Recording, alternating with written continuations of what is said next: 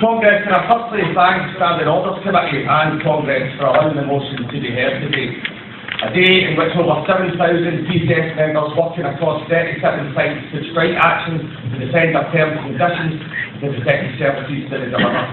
And I'm very pleased to report that 95% of our workforce were out on strike duty today, and we recruited hundreds of new members on the picket lines in some of the newer sites and some of the smaller sites. It's the strongest strike action we've ever delivered, and I think that's testament to what the PCS has done. But Congress, despite what the press are saying or not saying or refusing to say about this dispute, our union believes it's a vital dispute in protection of workers' rights, but also in defence of customer service and access to services that the most vulnerable people in society need through Job Centre Plus. Congress, I'd like to put a bit of background and the reasons into this dispute. And the foundation of this dispute goes back to the spending review in 2007 by the previous government, which saw a cull in DWP staff of 30,000. And through these job cuts, new, leaner ways of working were to be found, and the creation of a Job Centre Plus contact centre network was established. This network was established as part of a more modern way of working, like face-to-face contact, more simple choices for customers, less cost to the department, and more efficient. But what it had become is an intolerable place to work, and ultimately a poorer service to the public that rely on us. And I'll deal first, Congress, with the terms and conditions. Like all civil service departments, there's an almost obsessive demand for figures in the Department for Work and Pensions. And in the contact centre dispute, they introduced a little gem of a tool called workforce management, which based on forecasted calls, predicts how many staff, how many hours are needed, which in turn allows management to be, and therefore planned and flexible. In my view, that's nonsense. And in reality, allows managers to dictate, bully and treat people with no respect at work. There's something called actual call handling times, and people go over what they call the prescribed time for a call, then they're beat in by their line manager or a real-time officer and told to end the call. So calls have been forcibly ended to meet departmental and aspirational targets. Customer service is not a number in the view of PCS. Managers want to say that they answer so many calls within 30 seconds and so many a day. We don't believe that's customer service. No matter how the person understands the situation, benefits are complex. And I'll tell you this now, the introduction of universal credit will not make anything easier for anyone trying to claim benefit. Management's obsession with call targets has led to a removal of flexi, harassment to end calls, end of call work being pressurised, being disciplined for being 1 minute late back from your lunch or your tea break, increased stress, reasonable adjustments being refused for people with disabilities. And the worst thing I think that's happened recently is now introduced a time limit of 12 minutes that you're allowed to be at the toilet in any one single day. And that's monitored through a login call system. I don't know whether you have to log in number 1 or number 2.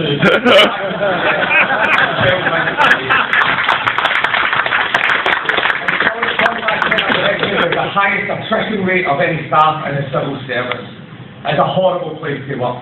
Customer service, is this a better service? I say no, but it's cheaper, it's easier, and it's measurable through cheap targets.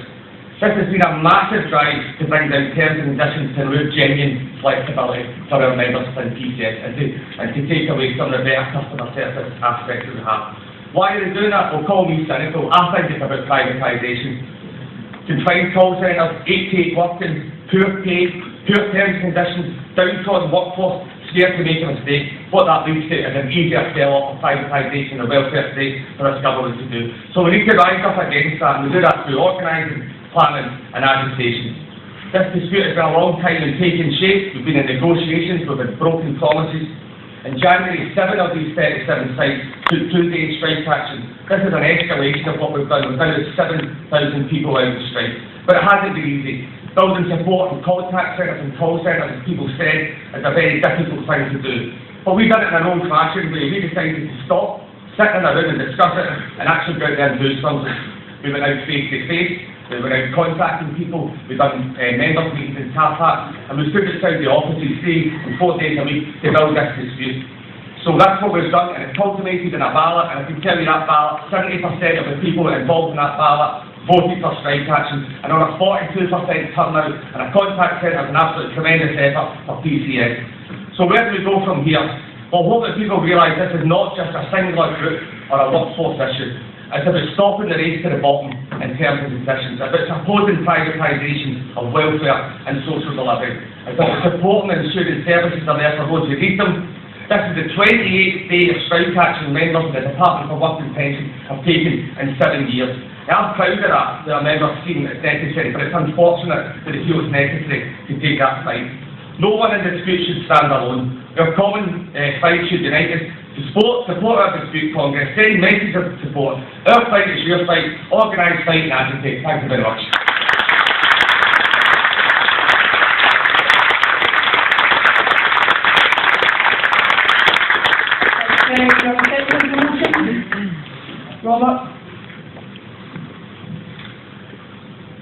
Robert Mooney, Disabled Workers Committee, speaking in support of emergency motion number 3. Conference. The Disabled Workers Conference stands in solidarity with PCS members striking today.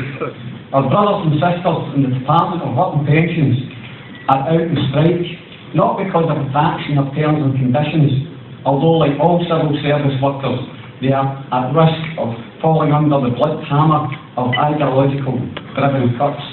But because of the standard of service they are able to offer have fallen too low to tolerate. Disabled people want to work but face widespread discrimination from employers. Even before the recession, only half of disabled adults were in employment. Disabled people who are able to find jobs are twice as likely to report being bullied and harassed at work. This government talks about making work pay for everyone, while slashing the very measures that give disabled people enough independence and autonomy to work. This government, in the form of Ian Duncan Smith, has been caught denying that it has put in place targets for benefit sanctions, even as his own department acknowledged that it's true. The government talks about fairness and not equality, the big society and not liberation from oppression. We share TCS's disgust at the way disabled people, along with many others needing the vital support of frontline DWP staff, are being squeezed into a system that cannot meet their needs. We know that the kind of system that they are being asked to operate are not suited to the needs of disabled people, or indeed too many other people who are vulnerable. Day in, day out, we receive reports of people who are not receiving the type of service that they have a right to expect. Not because of the civil servants are anything other than committed to delivering an adequate service, but because shortcuts and bad systems predominate. Disabled people are at the sharp end of a call centre culture that puts targets above people. False efficiencies over humanity and cuts over dignity, I support.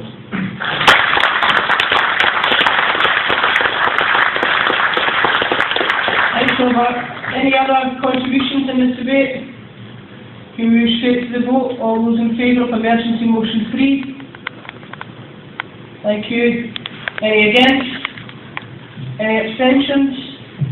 That's carried unanimously. Thank you, Congress.